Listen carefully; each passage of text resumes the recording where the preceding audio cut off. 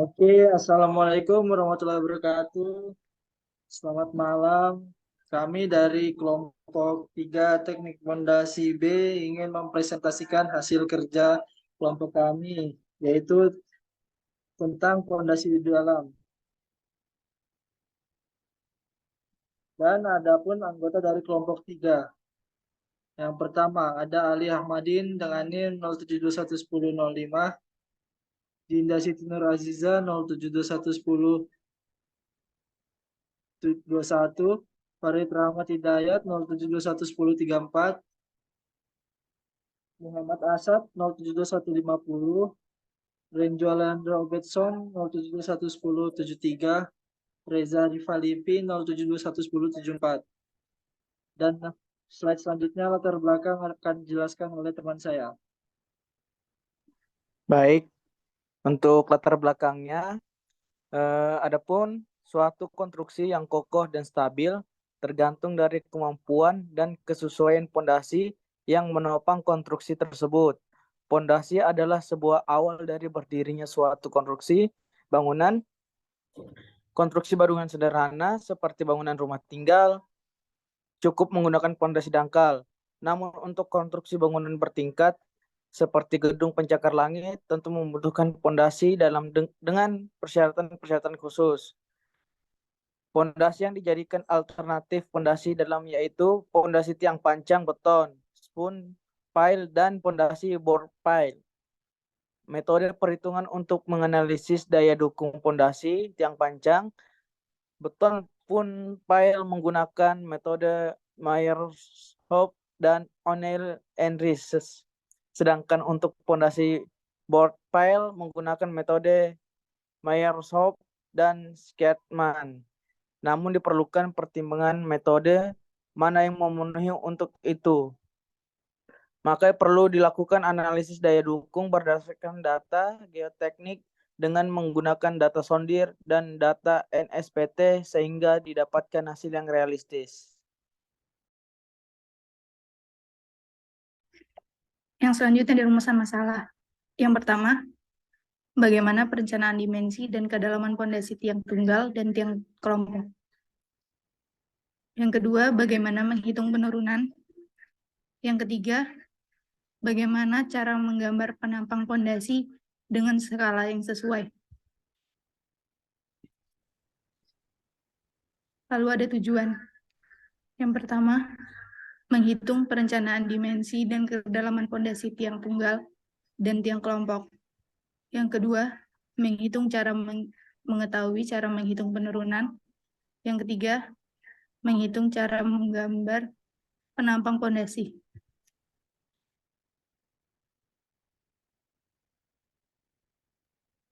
Data tanah.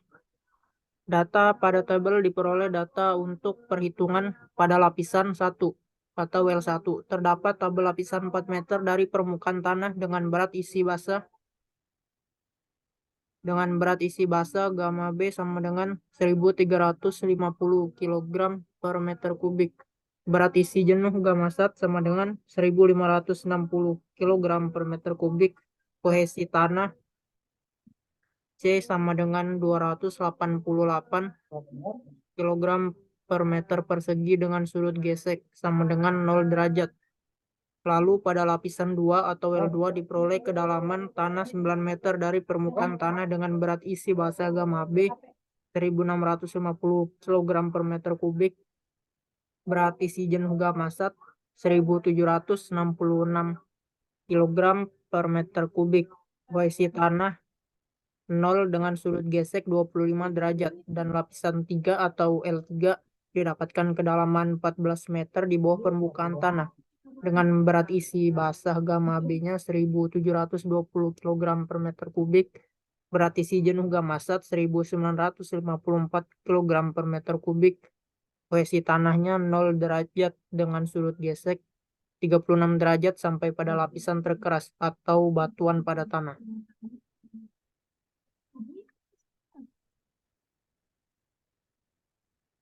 Next. Data pondasi. Adapun data pondasi yang digunakan untuk melakukan perhitungan Pondasi dalam berdasarkan soal yang diberikan adalah pondasi tiang dengan bentuk penampang tiang yaitu berbentuk I. Bahan dari pondasi tiang ini adalah baja. Jumlah dari tiang kelompok pada pondasi ini yaitu 2x2. Pada lapisan tanah dan data hasil pengujian sondir, muka air tanah terletak pada lapisan 1. Pembebanan pada pondasi terdiri dari tiang sebesar 20 ton dan P kelompok sebesar 240 ton.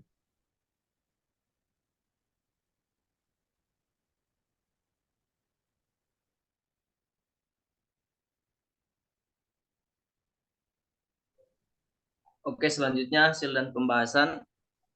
Setelah melakukan perhitungan dari kelompok kami mencari daya dukung ultimate. Untuk mendapatkan daya dukung ultimate atau QU, ada dua faktor yang mempengaruhi. Yang pertama ada nilai QB atau tahanan ujung ultimate dan nilai QS atau tahanan gesek ultimate. Untuk QB, kami menggunakan metode Paulus dan Davis karena tipe tanah yang berada paling bawah adalah tanah granular. Kami mendapatkan nilai 14,217 ton. Dan untuk tahanan gesek ultimate ada 3 lapisan. Yang pertama, lapisan pertama kami menggunakan metode US Army sehingga mendapatkan nilai 6,81 ton. Dan lapisan kedua yaitu kami menggunakan metode Paulus dan Davis dan mendapatkan nilai 74,34 ton. Dan perlapisan ketiga kami juga menggunakan metode yang sama yaitu Paulus dan Davis sehingga mendapatkan nilai 107,79. Sehingga total QU yang kami dapatkan yaitu sebesar 198,61 ton.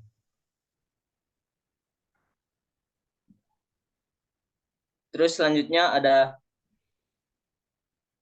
perhitungan izin kelompok tiang QG1. Kami mendapatkan nilai 62,208 ton dan dengan kami menggunakan safety factor sebesar 2,5.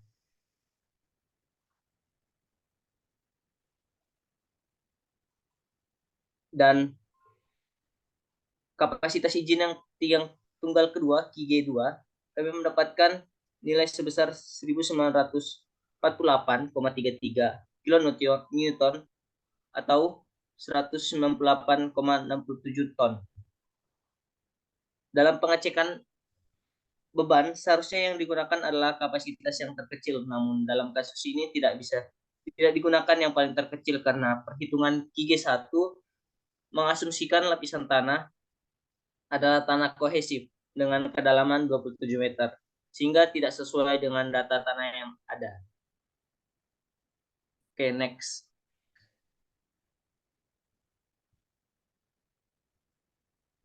Oke. Jadi selanjutnya di sini ada gambar penampang fondasi yang dilihat dari tampak atas.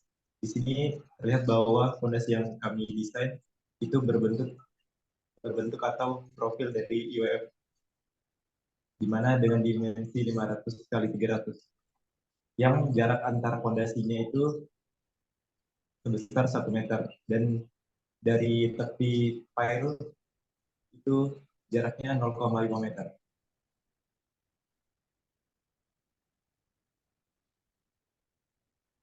Kemudian yang terakhir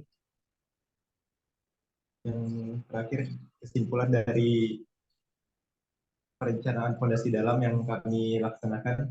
Yang pertama itu diketahui dimensi dari kedalaman tiang tunggal dan kelompok yaitu 0,3 meter, sedangkan panjangnya 0,5 meter. Dan untuk kedalaman dari fondasi tiang sendiri yang berupa baja profil I itu memiliki kedalaman 27 meter. Sementara untuk luas penampangnya itu 0,021 meter persegi keliling penampang 2,36 meter dan volumenya 0,58 meter kubik. Adapun berat dari tiang fondasi dalam sendiri yang kami desain yaitu sebesar 4,57 ton. Dan untuk kesimpulan yang kedua, didapatkan daya dukung tiang tunggal sebesar 79,44 ton dan pada tiang kelompok sebesar 24,8 ton. Terima kasih.